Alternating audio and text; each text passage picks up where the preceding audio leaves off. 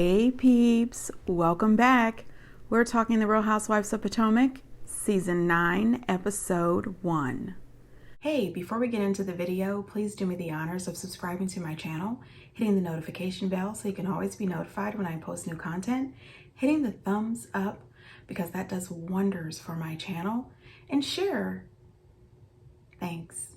All right, you guys, I am back from vacation.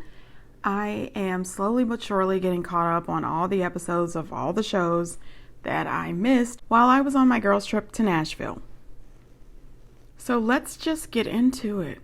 I did notice that on premiere night, Robin did post on her Instagram, "Congratulations, Real Housewife of Potomac ladies, on your premiere night.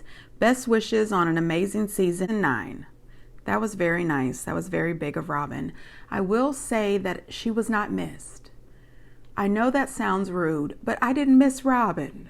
Not even a tiny bit. Get down in the comments if you missed Robin. I will say that I did miss Candace.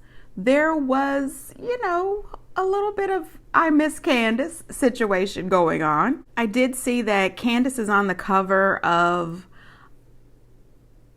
Lennox and Parker. I think that's the name of the magazine. Anyway, I'll look for it later and post a picture of the cover.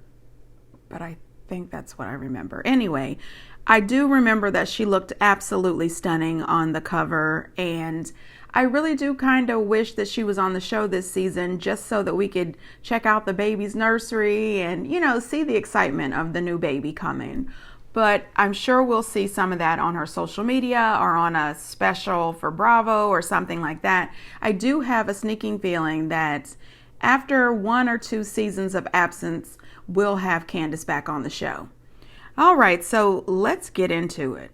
Now listen, when the shows opened up, I don't think I've ever seen anything as shady throughout all the Housewife franchises as this reenactment of Karen's DUI crash. I didn't know.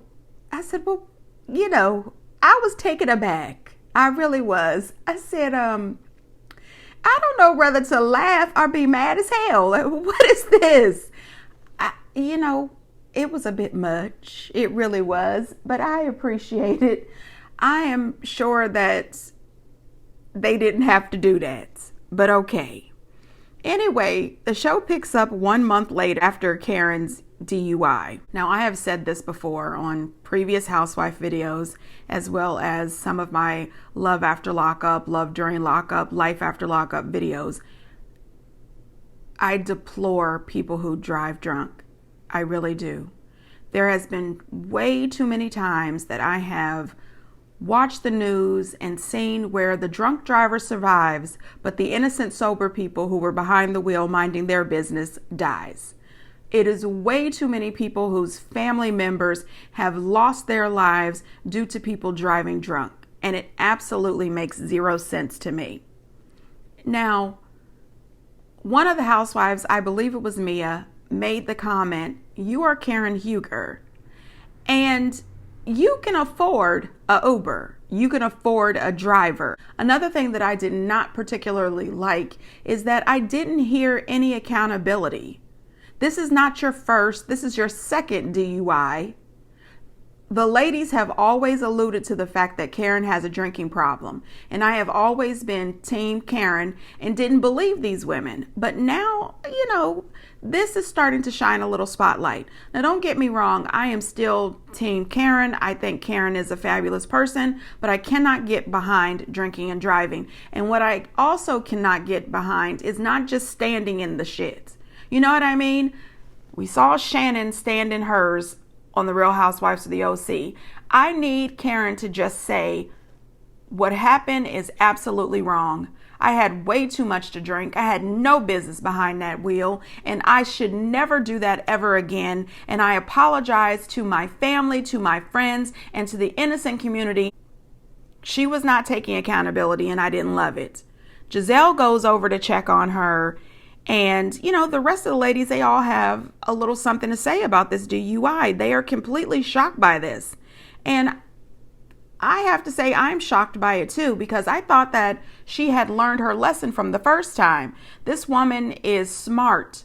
She is a mom. She is a wife. She is a businesswoman. Why risk yourself and the public? Get an Uber. Call a friend. Stay the night where you are. You know what I mean? There's so many options. I was so upset. So we find out, I guess she was driving under the influence. The car was not registered and she didn't have a registered driver's license. I don't understand. I really don't. How is it possible that the Grand Dame of Potomac doesn't have a registered driver's license and her car is not registered? Do you have car insurance? I'm just asking. Anyway, Giselle picks her up so they can head out for a little breakfast or brunch. We did see some deer out there, and I know the deer wants to know, how did I get in this? Allegedly, I guess she was swerving to miss a deer. I don't know. That's her story and she's sticking with it. There do seem to be quite a big deer population by her house. I'm just saying. Anyway, they get to this restaurant down the street, and you cannot tell me that Karen did not slide that man a few dollars to come out of the blue, just out of the blue, to let Giselle know that he has never seen the good Grand Dame Karen Huger drink anything in his establishment. It was out of the blue and odd. And I said, yeah, this was set up. This was a plan. Giselle did try to get more information after Karen had told her multiple times, that she's not going to be able to discuss the case because it still, hasn't been adjudicated in the court of law yet. So there's limited things that she's allowed to talk about. Giselle continued to try to press the issue to get, information. And I don't blame Giselle. And can I also say something that you have never heard me say before regarding Giselle? I enjoyed Giselle this episode. I felt that this particular episode, Giselle carried it. I really did. I liked this Giselle, but I know that this Giselle is only here because Robin is not. She does not have her bodyguard, her protector. So now she wants to be the kumbaya Giselle, the I have learned Giselle. I want to be friends with everyone Giselle. And I think this Giselle is only going to stick around until she gets a replacement bodyguard. And then later we're going to find out that she's going to go back to being who she really is. But anyway, I do believe Giselle was trying to be supportive. I think she was also trying to be nosy. But I do think that Giselle and Karen do have a genuine friendship that sometimes gets, sidetracked or derailed because Giselle tries to, act shady towards Karen, and Karen has to get her back on the track. You know what I mean? And it's not always in the nicest way. But I do think when they are friendly, the show is funny. I think the show flows better when they're getting along than it does when, they're at each other's throats. Karen does say that there's a lot of things that contributed to her drinking and driving. She brings up the fact that she's lost her parents and she's grieving. And as someone who back in March lost their father, I understand. I really do. But drinking and driving is not going to help because your children could have lost you because you got in this accident because you were drinking and driving. Or someone in the community could have lost their child because you were out here drinking and driving. So dealing with grief, the loss of your parents, you cannot use alcohol and driving to do it. You're definitely going to need to get some therapy. She was also saying that there's some problems in her marriage with Ray. Karen, therapy does wonders. If you want to drink, I'm not saying that you can't. But what I am saying is do it in your home or hire an Uber. That's all. Now listen, when they were making jokes about Mia's boyfriend, DJ Inc. or whatever, he's a radio personality. He's not a DJ. Okay? Radio personalities are still DJs. I'm just saying it. Well, whatever. So anyway, when they were making fun of their pictures and how Mia always stands far in the back so it makes him look as if he's tall like her, I thought that was hilarious, but I also thought that was very clever. I did not know that little trick, but it worked. They did look the same height in a lot of those pictures.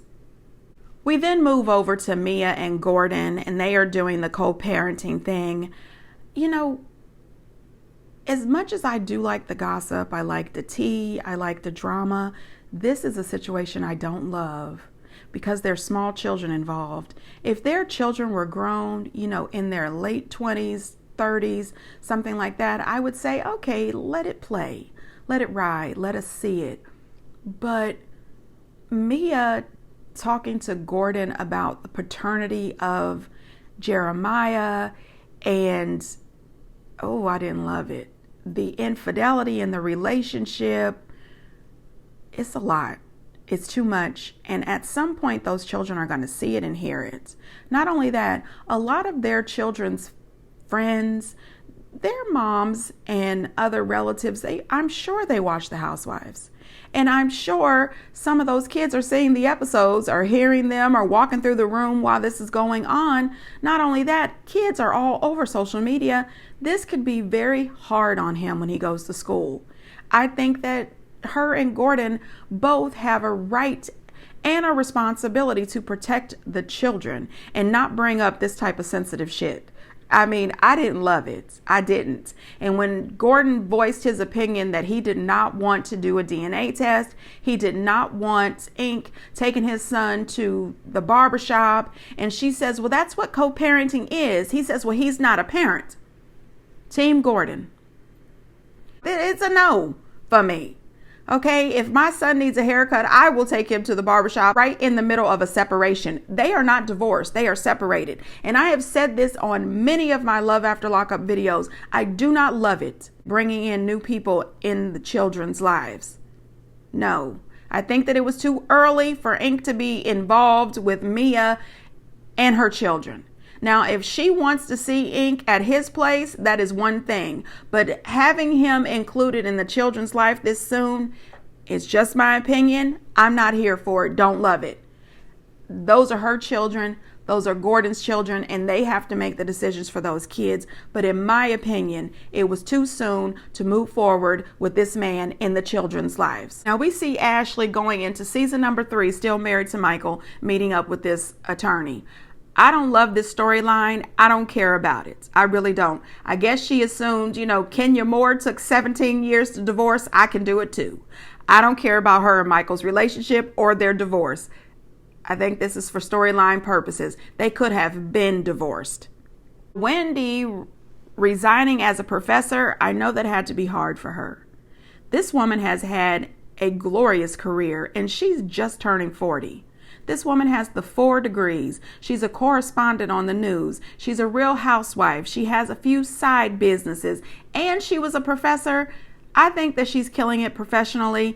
I don't know where that leaves time for her with her husband and her kids, but professionally, she's killing it. She does say that one of the reasons that she's resigning from being a professor is that she just doesn't feel it anymore, and she wants to spend more time at home with her children. So I think this is a plus for her, and I'm wishing her nothing but the best.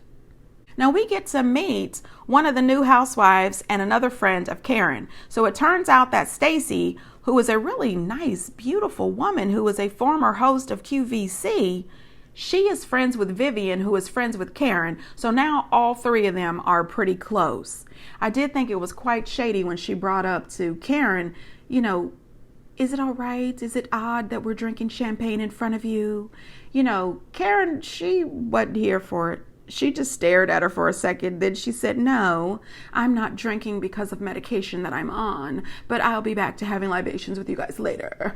No, ma'am. Okay. I believed that a few seasons back when you were talking about how you weren't drinking because of your medication or acid reflux or whatever it was. But now I'm thinking, there's a situation with alcohol. Now, I'm not saying that Karen is an alcoholic because I am not educated enough to say that. I am not an alcoholic counselor. I don't know her personally. I think there may be, an issue with her relationship with the alcohol. I'm just saying. Anyway, Karen previously, before Stacey brings up the whole drinking, Karen pretty much calls her out. Where's your wedding ring?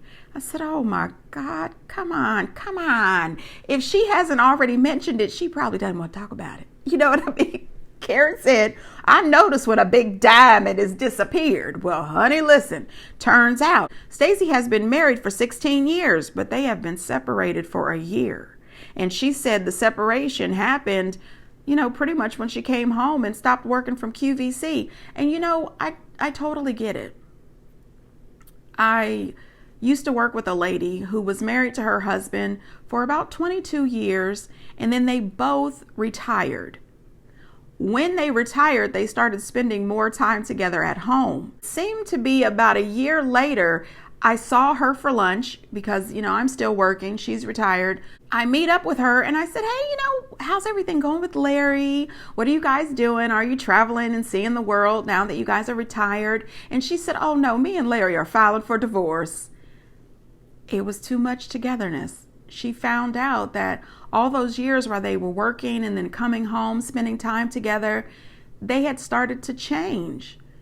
And now that they were home together with each other 24 hours a day, they realized that they still loved each other, but it was more of a friendship kind of love. It wasn't a romantic kind of love. So now they're officially divorced and seeing other people and living their best retired lives. So maybe that's kind of the thing that Stacey's going through. I'm hoping the best for her and her daughter because she's got a beautiful 8-year-old daughter.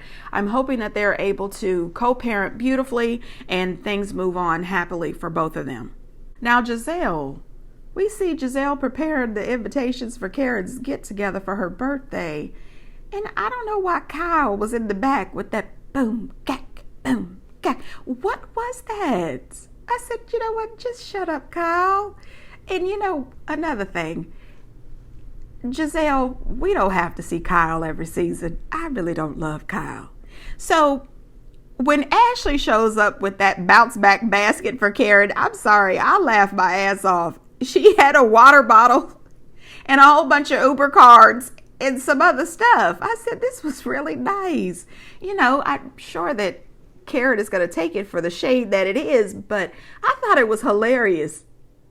It probably wasn't the nicest, but I thought it was hilarious. And I want Karen to put that to use. Drink more water and, get an Uber, girl.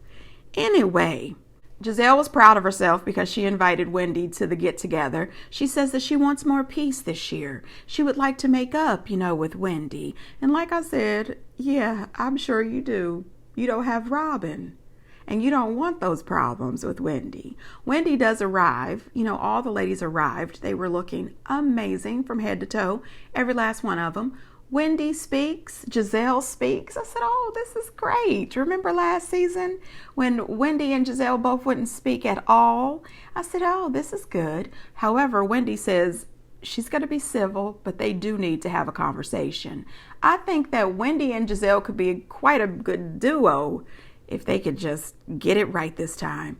Now, Jacqueline is invited. Mia comes with her friend Jazzy. Now, Jazzy was a beautiful woman. Okay, Jazzy seems to be engaged to a man who plays for the Kansas City Chiefs. And the only reason why I know about the Kansas City Chiefs is because Taylor Swift is dating Travis from the Kansas City Chiefs. And Travis has a brother who just retired from the football, and I don't know where he played. And they have some sort of podcast. All right. I also see Travis is an actor now. He's on the Ryan Murphy show, Grotesquerie, or something like that. I'm probably saying it wrong. Anyway, has anybody watched that? Oh my God. I am a huge fan of Niecy Nash. I'll watch anything she's on. I really will. And then the guy that plays the priest, his name is Nicholas Chavez. Okay, he is from the General Hospital, but he's gotten so big now, being on Monsters, the Eric and Lyle Menendez story, and, the Grotesquerie. Anyway, the show is weird as hell. I watched last night's episode and back to back, both of them. I don't know what the hell is going on, but I absolutely enjoyed this program. Anyway, moving on. This lady, she seemed like a really nice woman. One thing that I did appreciate is when Vivian and Stacey got there, they came in on a very positive note. Very positive, nice, kind ladies. I said, this is something I can get into. I really can. However, Stacy was completely shocked at the conversation. She, she says this is just, common, casual conversation between the ladies. A little talk about the sex, a little talk about your personal business, extramarital affairs, and the babies. You know what I mean? It's a lot that goes down. So I could see how shocked she was. Now listen, Jacqueline is coming in hot. Okay, Jacqueline, we've seen you for 3 seasons. You still have not been able, to become a full-time housewife. And I don't know if it's going to happen. Your thirst level is way too high. Okay, I have always liked Jacqueline, but coming in with Mia, both of you tag teaming and letting everybody know that Karen called you and she was drunk. And I thought it was a little shady how you and Mia both had a little shady conversation about Karen being drunk and drinking and drunk and driving and then calling you drunk. But when Karen walks into the place, all of a sudden you're just there to love and support her. You're going to hear about this. Karen is definitely going to bring this up at some point, if not during the show, at the reunion. I'm just saying. Now, Giselle, although I laughed, I thought it was quite shady, her drink specials. Okay, she had the Surrey County, the 61, and then she had the Grand Dame non-alcoholic drink. Okay, all I'm saying is Karen wasn't here for it. Karen said, there she is. The old stripes is back. You know what I mean? Karen is hilarious. She didn't act a fool about it, but she was definitely giving Giselle the side eye. I thought it was hilarious. Now, the hat that Giselle picked out for Karen, I loved it. I love the one she picked out for Ashley, too. She did a really good job picking out these hats. But what I want to know, and I'm just trying to figure out, who is my real friend?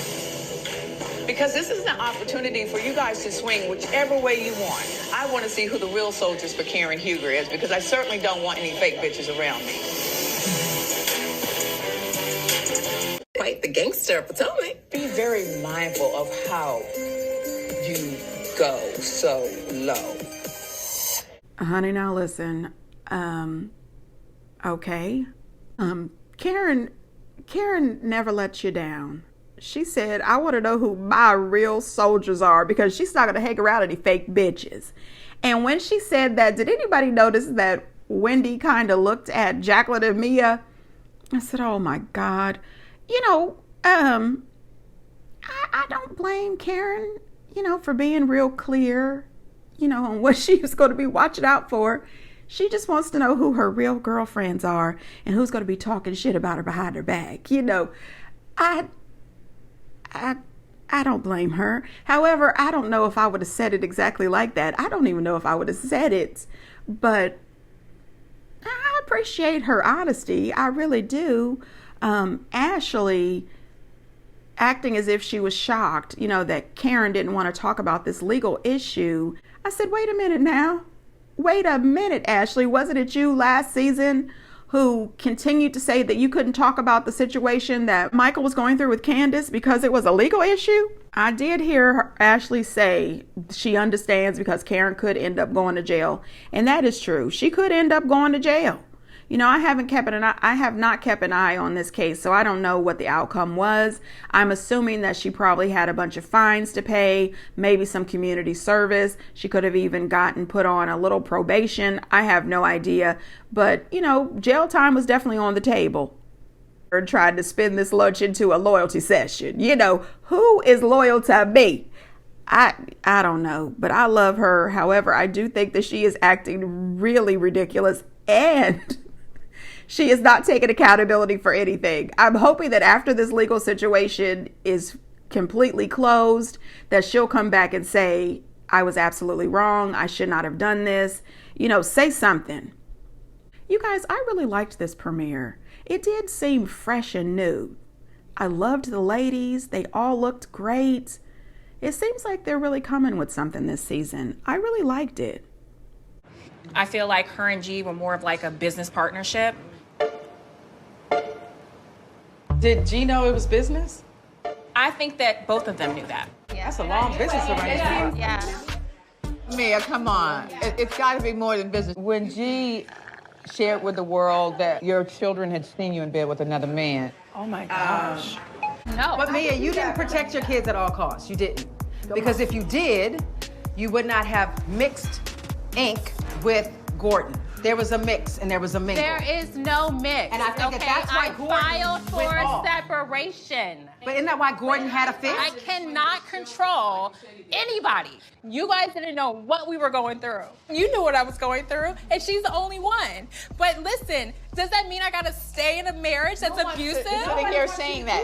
So don't sit there and say I'm not protecting my kids, Giselle. Y'all don't think that's kind of heavy, just as mothers? You don't know what I have done. My kids are happy. I mean, come on, They're guys. Like, we can thriving. Their academics are good. They are on traveling basketball teams. My kids are protected, and for you to sit there and say that they're not is up. Both of you. Now, Giselle and Karen, teaming up to get Mia together, I wasn't expecting that. Like I said before, I really don't like to mom shame. Mia and Gordon are the parents of those children, and they have to do what they think is right for their kids. I really did hate to see Mia run off. I don't want Mia to be crying and upset and everything. But I think that Karen and Giselle were not trying to down her. They were just trying to say, protect your children. Bringing up the paternity, talking about all these extramarital affairs, all of these things like this, it's a lot. I think that they talk down on Gordon too much. They also talk down on Ink in a way. Talking about Ink doing Gordon's laundry, folding it and dropping it off at his place. Gordon is depending on Mia and Ink. Then bringing up the fact that Ink is the better person for her. It's true love versus Gordon and her having a business relationship. I mean, this is the father of her children. I think that all of us could see that her and Gordon's relationship was a little contractual. We could see that. However, he is the father of your children, and it seems odd to me that you would want to put all of this out on TV, embarrassing Gordon, embarrassing Ink, pretty much embarrassing yourself. The children at some point will hear and see this. It just doesn't seem appropriate to me. And I have to agree with Karen. There had to have been some sort of love in your relationship for Gordon at some point. Do I think she got into this relationship with Gordon for the money? Absolutely. But you had to have developed some sort of love for him at some point. This is just a bit too damn much. When we first met her, she was very creative in talking about her marriage with Jamal. I think that she did that because, one, she was trying to protect her girls, and two, she was trying to protect him and herself. Putting all of this on TV is not protecting Mia's children. And I do know that she can't control what Gordon says, but she can control what she says. And she can also tell Gordon to shut the fuck up. You know what I mean? Just shut up. We're not going to talk about this stuff on camera. I don't think that Giselle and Karen were wrong for saying you've got this new man in your children's life out of nowhere. They have been raised with you and their father. And now all of a sudden they're waking up and Ink is in your bed. That is a lot for small children. These are not teenagers. These are not kids in their 20s. Even as a teenager, I wouldn't bring a new man in like this. No, absolutely not. I don't know, you guys. Get down in the comments. Am I wrong? Am I being too hard on Mia? Was Karen and Giselle wrong? I don't want to beat up on this woman. I know she's going through a lot, but sometimes you just have to sit back and say, how will the kids deal with this? How will this hurt them? Will they be in therapy later because of this? You know what I'm saying? Now, honey, when Giselle and Ashley were talking about that fusion line, I was Wendy 100%. That website has 7 items. I don't need a G&A collection. I really don't. I've said this before. I have zero fashion sense, but I never love anything that Ashley or Giselle wear. Ashley's stuff is always too tight and too damn small, and Giselle's stuff looks so matronly. I don't love it. I don't want anything from G or A.